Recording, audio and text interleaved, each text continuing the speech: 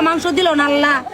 এখন মুখটা পয়সা না করলো আল্লাহ, আল্লাহ এই মাংস দেন আল্লাহ পু করে দেন ফিরে দেন আল্লাহর কাছে। ওই যে বাসাটা, ওই যে বাগান বাড়ি, এই বাগান বাড়ি 3 বার করে ঘুরাইলো, একটু করে ঘুরে আহেন পাবেন, শিউর পাবেন, এত গ্যারান্টি দিয়ে বলে এখন বলে 1 টুকরা মাংস বলে নাই।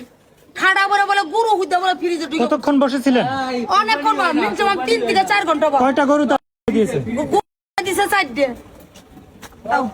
মাংস খাওয়া লাগবো না, গরুর মাংস নাই। আল্লাহ ঠান্ডা মাংস কোরবানি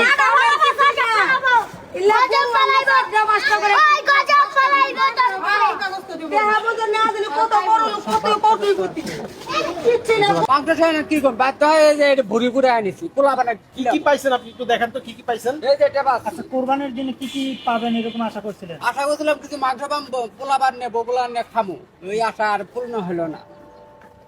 রাস্তা থেকে কুড়িয়ে নিয়ে যাচ্ছে। হ্যাঁ, কুড়ে নিয়ে যেতে সাথে একটা ভুড়ির একটা অংশ মনে হয়। ঘুরির অংশে কয় জায়গায় গেছিলেন? 10-15 টাকা গেছি। কি কয়, কি বলে কি তারা? বলে কত মাংস তো আর শেষ।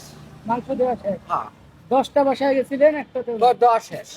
তো শেষ পর্যন্ত বাধ্য হয়ে কি করলেন? কি করলাম, এই যে ভুড়ি কুড়ে নিলাম রাস্তার মধ্যে। এটাকে আপনি খেতে পারবেন? না, না খাবে কি করতে, পোলাবানে বুঝ দিতে হবে।